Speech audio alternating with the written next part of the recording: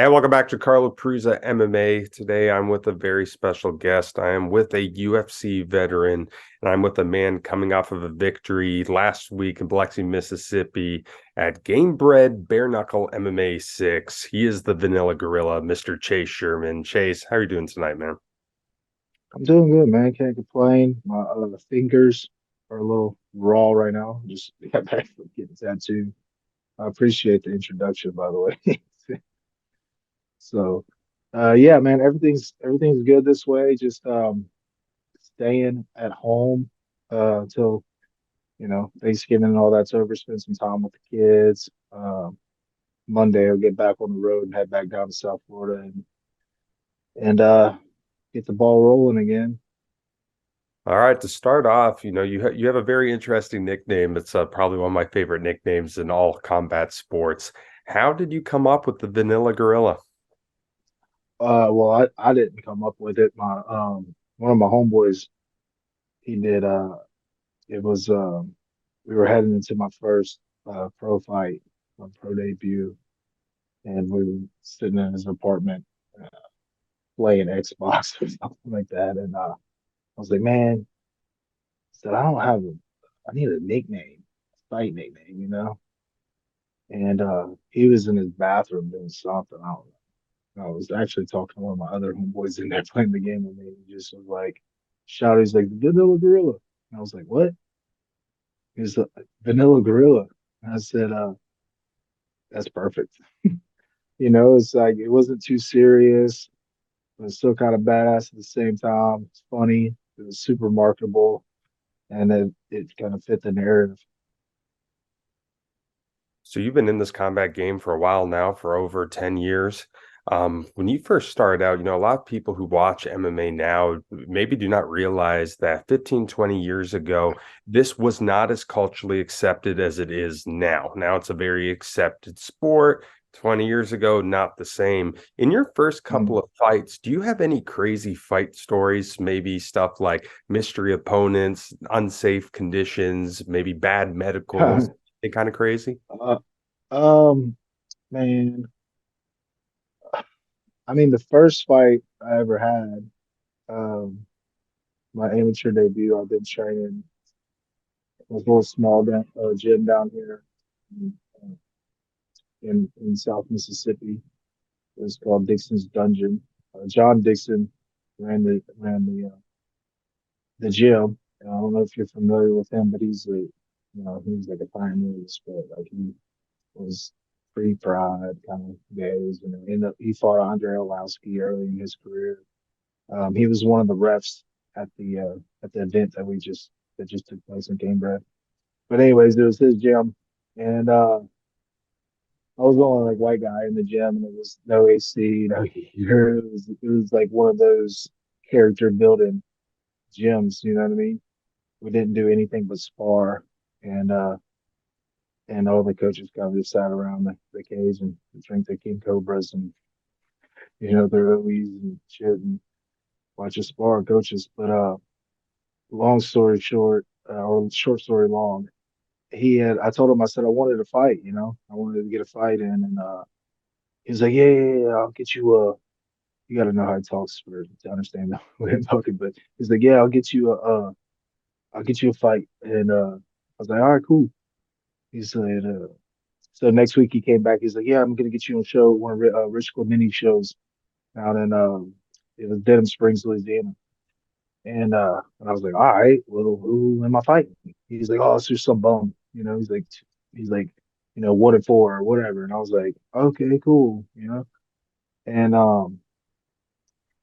this is just how John is. He's just crazy like that. But so I'm on the way uh to go fight. I'm on the way driving down I-10, heading towards Denham Springs. I didn't tell anybody about the fight except for uh, a few friends and and my cornerman knew about it. That was it. I didn't tell my parents, and they thought it was stupid. And I just got done playing football in college, and they found out I was going to the gym to spar and train, and they were like, "What are you gonna do if you get hurt?" Blah blah blah. So I didn't tell them about it. And so I snuck off to Denham Springs, man. And on the way there, I'm driving down I-10, and I get a phone call from my homeboy who's cooler than me. He's like, "Hey, man, just let you know, the guy you're fighting is at 1-4." I was like, "Okay, well, what's his record?" He's like, "Well, he's 5-0, and he's fighting out of this community gym, and he's a southpaw, and he's the light heavyweight champ down there in South Louisiana. He's a purple belt in jiu-jitsu. Just thought you should know that." And I was like, "What the fuck?" Like, you know what I mean? Like, here I am, like, training for some bum, an orthodox bum at that. And I don't even know what jiu-jitsu is at the time. You know what I mean? Like, I didn't fucking know. And I just wanted to punch people in the face. And so I got down there, and the gym, or the where the show was going on, was like this high school gymnasium. And the cage was no bigger than this front porch. I mean, it was just like a telephone booth. And so we get down there, and they had us all in the back room, all of us in the same back room, like hitting pads and warming up and getting greased up and all this shit. I'm like, my opponents are literally watching me crack the pads, but I'm watching him do the same. And, the fight comes, man, the bell rings, and the first punch this cat throws is a straight left, and it just hits me right in the throat. And I'm like, oh, fuck, this is real. And so I just grabbed him, throw a couple knees to clinch. Second round, doing more of the same, just try to mitigate him, like picking me apart. And we're both dead exhausted. And he goes for a takedown, and like, I don't know how to defend a takedown. So I just put him in a fucking headlock, which is a piss poor guillotine. And he pulled him into my guard, and I rolled him over and got on top of him in a full mount and started throwing punches. He gave up his back, and sunk in a choke. And they ended up getting fighter of the night. They ended up giving me this little trophy and a $500 check, and I went and slapped it down on my parents' uh, countertops when I got back home. And I was like, "Yeah, $500." I was like, "It's not so stupid anymore, is it?" And they took the check and was like, "Yeah, your phone bill has been due for like 10 months." So they took my $500 check, and that's still to this day the only win I've gotten by submission. So yeah, that was a pretty wild story. My first fight. Yeah, thought I was going to go fight a bum, and ended up having to fight this undefeated cat. But ignorance is bliss. So the next fight, I went and fought up in Memphis on like 2 weeks' notice against the the heavyweight champ there for V3, the state champion wrestler, all that. And I remember walking out down the aisles, like they had the fucking the seats right there by the aisles. And he was from Memphis, and we're fighting in Memphis. And I'm just like a nobody. Nobody knows who the fuck I am. Like, they were looking for a last minute replacement, and I saw it on Facebook, and I was like, I'll do it. And like the comments were like, who the fuck is this guy? He's had one fight, blah blah blah, and that. And I was like, well, it shouldn't be a problem. And the promoter was like, you sure you want to do this? And I was like, yeah. And I went out there and I beat his fucking ass. I was just walking down the aisles. Everybody was like, "You done fucked up, boy. You about to get your ass whooped." All this shit. My quarterman was walking behind me. My homeboy was just flipping the whole crowd off, and then ended up winning the fight, man. And they uh they deleted the footage and all that shit, so can't even watch it. But yeah, I have a few little wild stories, but I guess those are the, the you know the top two. Yeah, those When I was gonna fight, the first time I fought for Titan, I that was a wild story too. It was my fight that I like in order to get. I had to win that fight to get into the UFC, and I was fighting Jack May, this fucking massive ass glory kickboxer, like 6'8", 260 plus pounds, UFC vet. I remember whenever I met him several years before when I was still an amateur, because Sokoju had brought me out to be like a sparring partner for him. and paid me like to come out there and be a body. And we was at Mark Munoz's gym, and we were sparring. And Jack had just lost his UFC debut to Derek Lewis, and so I guess he was just full of piss and vinegar. I don't know, and I'm just nervous. You know what I mean? Like I think that these guys are UFC guys, but Bellator guys. I'm still a fucking amateur. And we start sparring, and this motherfucker teep kicks me right in my diaphragm and like sends my fucking soul through my body and out the back of my spine. Like I'm on the fucking ground, just yeah. So I finally catch my breath and stand up to finish the rest of the round, thinking he's not gonna fucking do the same thing, right? Like no way. And seeing like what he and I go to fucking spar with him again, and like not even 10 seconds into the match or whatever you want to call it, to the round. He fucking team kicks me again, sends me right back down to the canvas. And Brandon Shaw like came over there and he's like, "What the fuck, man, is your problem?" And then he like proceeded to whoop his ass. But fast forward to Titan FC, that's who I had to fight. You know what I mean? Years later, and I'm fucking like nervous because no one had ever done me like that before. You know what I mean? And he kept bringing it up in interviews and this and that. And on the way there, I guess I ate something bad, in the airport or something because I ended up getting food poisoning. And so all of fight week, I was like fucking deathly ill. And I weighed in for that fight like 230 pounds. And this motherfucker's cutting to make 265. And we're fighting in another, like, it was a college basketball gym arena. But the only thing they had between me and our opponent was a fucking curtain. And so, and it was the tiniest warm up rooms, man. And I was like the last fight, right? So everybody in there was like all like shoulder to shoulder, fucking, you know what I mean? The only thing like the only thing dividing us from our opponents was a curtain. And you literally you warmed up in this room, and then you walked straight onto the stage and walked down to the cage. Like it was no, and it was just like me and him left on the card. No, I was the co-main event. Bilal Muhammad was the main event. I forget who he was fighting. And I was the biggest underdog on the card. And I'm hearing this motherfucker right next to me just fucking cracking these pads, just bow, bow, like fucking hard, kicking them like you could just hear it. And he's fucking letting out Muay Thai. He's like, like fucking grunting and shit. And I'm like, man, fuck, I'm fucking nervous. You know what I mean? Go out there, and he threw like a kick or two. And on the third kick, he goes throw a naked, like he went to go throw a naked switch kick. And I cross checked it and snapped his leg, broke his leg.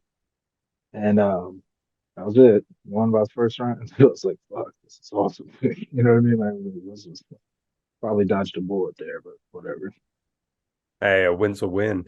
So you played football in college at Delta State. How do you go from playing football to getting into the world of mixed martial arts? Is that something maybe you were dabbling with before football, or did that transition come after?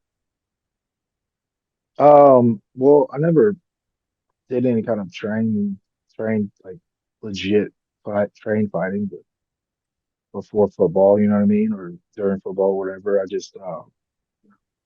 I got I had a lot of experience with with fighting, I guess you could say.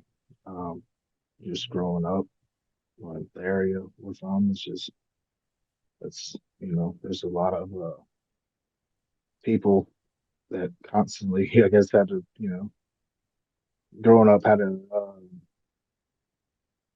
try to prove themselves. I don't know. It's just we just the culture where I went to school, in Gabriel, you just as a kid you just hear about, we're known for playing football and getting in fist fights. And I was just like, well, I'm gonna be good at both of those. And I made sure that I was, you know, the best at both of those while I was there, and just got into a lot of fights, man. And football kind of goes hand in hand with it. I mean, it's a physical sport where you're hitting each other every play. And it's just I was just, I wanted to compete in something after I got done playing ball. And I was just like, I can't, there's no way I can go sit behind a fucking desk with 40 hours a week and just live for the week. And I still have, you know, I was still very much so an athlete, and though I didn't have the genetics to go play offensive line in the NFL, I didn't have the size for that. I knew I could take a punch. And so I started training to fight.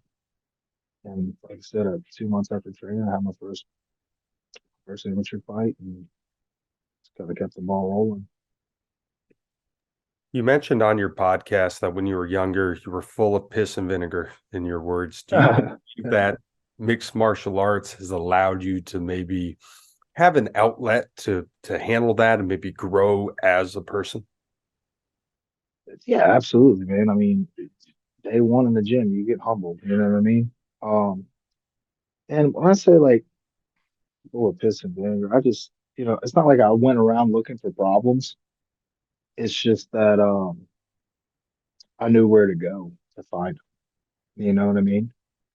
And I never started shit, but I always was there whenever it did start.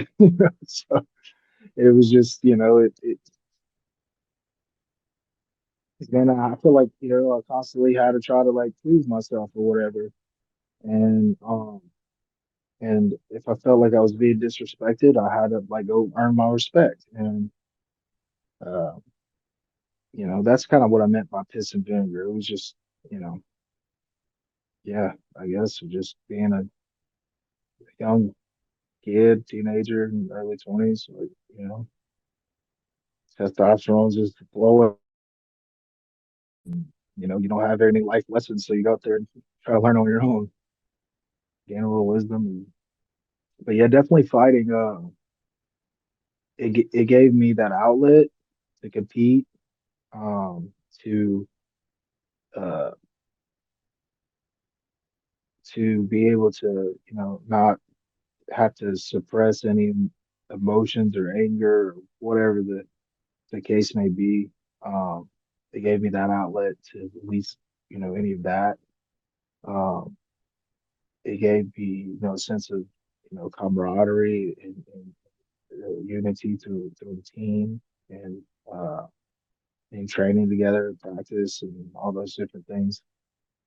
And I've been doing sports my whole life, man. So it's just like I didn't know really what else I was gonna do. I mean, my degree was in sports coaching and exercise physiology, so I was kind of like training people on the side, with strength and conditioning and all that. So all I ever knew was sports and athletics. That's kind of how I got involved with the fighting, and yeah, it definitely did give me that outlet, and it gave me so much more, you know, on top of that, and then it also, has caused me to not caused me, but it's I've also had to make a lot of sacrifices as well. You know what I mean? Throughout my life, I had to coming up sleep on a lot of couches and ask for a lot of handouts, or as you call them back then, sponsorships, which is just like local businesses that would throw you a couple $100, $100 here and there, put their logo on your local banner.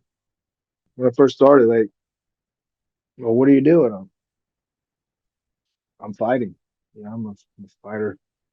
Okay, well, what are you gonna do for like what's your real job? Like, I was like, that's it. I mean, I train people every now and then and stuff, but I'm a fighter. I'm gonna be in the UFC one day.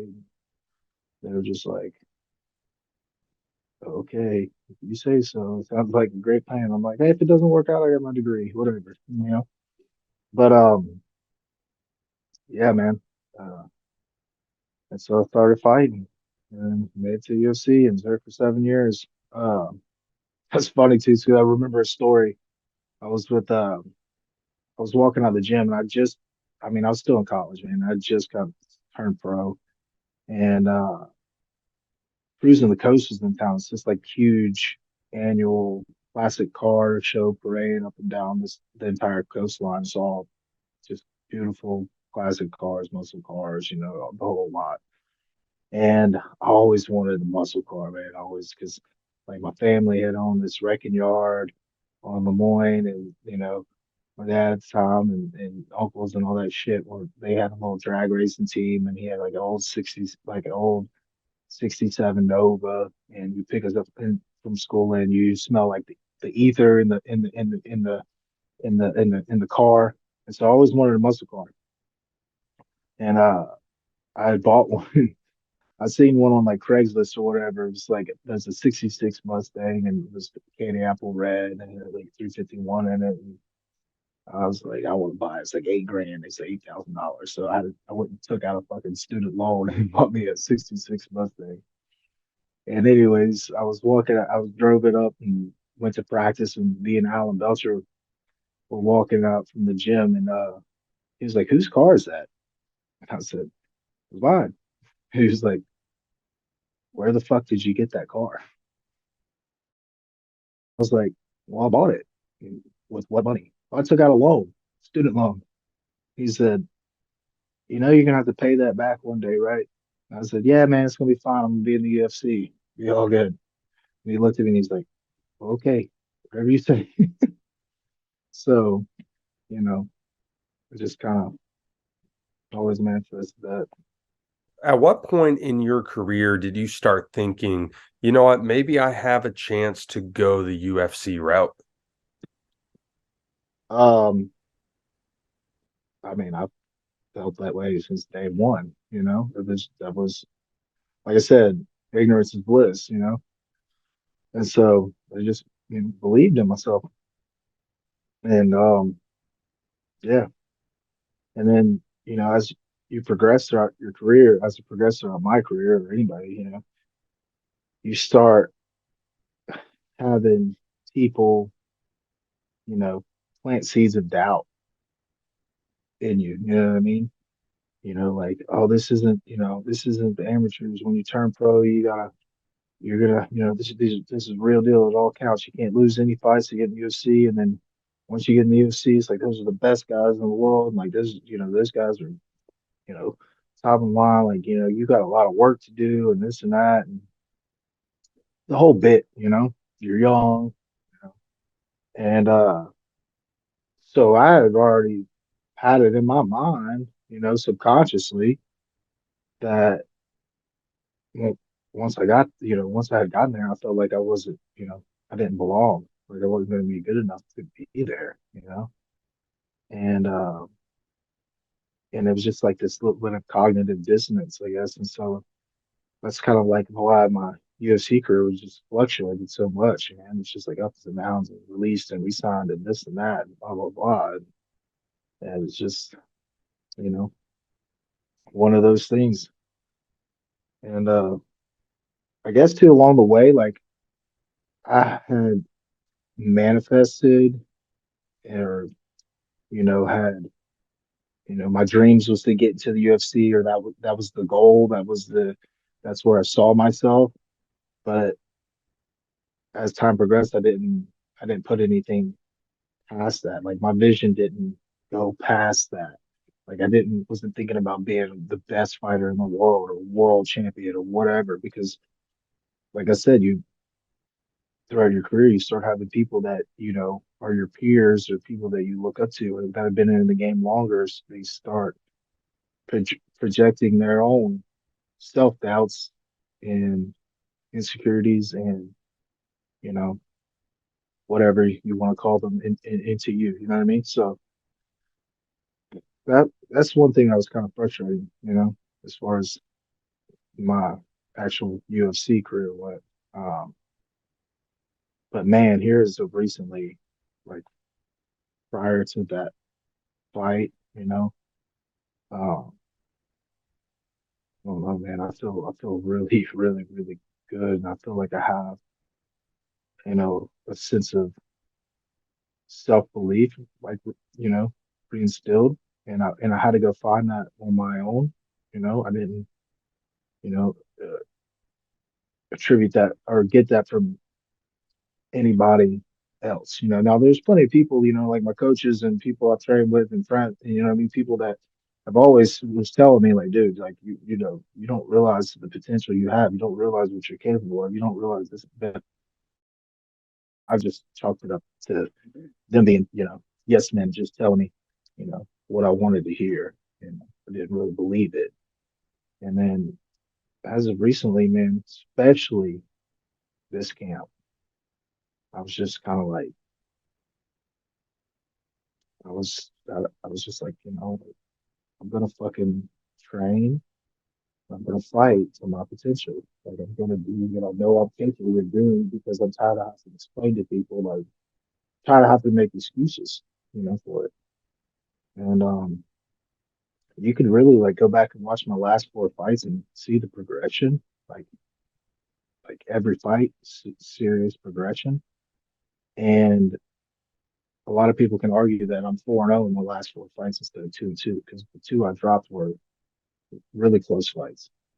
And unfortunately, due to my pride and the way I manage my finances outside of fighting, the two fights that I lost were I took like were opponent changes the week of the fight, you know, and I should completely different fighters than I trained for, and I should have, turned them down, but it is what it is. You can still go watch those fights, and like I said, you can see the progression. You can easily argue that I'm 4-0 in the last four fights instead of 2-2. But coming into the Gamebred fight, and that was I was just a whole different animal that night. It really was. Yeah, talking about that night, right before you were fighting, I was going out and back doing interviews and stuff, and I walked out and I saw you sitting down on a chair and you had your kids in your lap, and I just looked at you and I was like, "Uh-oh, he's about to do Uh, something."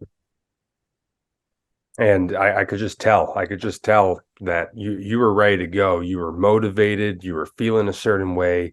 Your kids were with you that week. Do you use them as motivation? Do they help motivate you in this process? I don't use them as motivation. I don't have to, because I feel like the term "use" means like I'm intentionally having to seek something from them because like I don't use them. It's just there. You know what I mean? When you're a dad, or when your little boys are watching, it's like, I you know, I, yeah, it's not a conscious like, all right, I'm gonna use the motivation to fight well for for my kids. That's just already there. That's just a natural given, man, and that's you know, um, at the actual fight, like I wasn't thinking I gotta you know, get this win for, because my son's watching. Obviously it did cross my mind. Yeah, but I didn't want to put that pressure on myself as well because if something would have happened and I would have lost and that would have been my fuel, I would have, you know, had guilt and shame, you know, for fuck probably years to come, I probably wouldn't have been able to, look my son in his eyes for, you know, a month or so. Yeah. It's just, so I'll be very I'm cautious about what um intentions I set and the motivation behind those intentions. Um, because like I said, I mean, if you're gonna sit here and say, well, I'm gonna go out here and get this win for my son, and I'm gonna, this and that, and then you fail, you look at it as a failure as a father, not a failure as a fighter. And that's a much heavier load to carry. So in fact, I was kind of adamant at first about not having him in the back with me because I was just, I didn't want to seem nervous or scared in front of him or whatever the case may be. Um, but when he got back there, it was just this natural, like intentional, deliberate, laser like focus, you know, um, filled filled my soul, man. And it was different. Um, I think a lot of it too was that. A lot of it too was the fact that I was fighting at home in front of my home, my people, my friends, family. We live in a small town, man, kind of area. Small, this coastline's only is 90 miles. It's it's small, man. Everybody knows everybody, and those are my people. You know what I mean? And so that obviously added a little fuel to the fire. And then I just went in there with a chip on my shoulder, to like, um, I just, there was a couple things that had progressed over the camp. It was just like the universe is just like intentionally trying to poke the bear, you know, and it worked. So, yeah, and instead of using, like, a lot of times before fights, like fighters, including myself, we try to kind of suppress the emotions and try to, not acknowledge them and try to, kind of be a little bit more poised, relaxed, lower the heart rate. Don't let your nerves get to you. You know what I mean? Breathe. All these things leading up to walking out to the fight. And this time I was just like, I'm gonna fucking flip the script on myself, and I'm gonna use it. You know what I mean? I'm gonna use this adrenaline. I'm gonna use this, you know, um, anger. We used all these different things that were, you know, they are all training camp that I had to sort of set to the side. Not not when I say set to the side, like I don't mean like suppress my emotions, but really like feel them, let them go, and then when it comes time to use them, use them those emotions and those all the things kind of your body goes through before going into a fucking bare knuckle fist fight in that cage. Um, use those to my advantage, and I wasn't worried about if I was going to get tired. I wasn't worried about anything. The only thing I was worried about was mauling this dude and said and letting the world know I'm not fucking playing around anymore. And letting the promotion know that if you want the most violent show on the planet, then you found your poster boy. And that's what I did. You know, And follow, then I guess too, like right before I walked out, I said that to you in the interview. I had heard him on his interview that they played up on the big screen right before the fighters walk out, and I couldn't hear anything prior to that. All I heard was at the end of it is, "I'm gonna kick this boy's ass," and it was just like, okay, that's gonna just flip the script. I flipped the script. I was like, because where I grew up, man, like when you got in fights, everybody was there watching.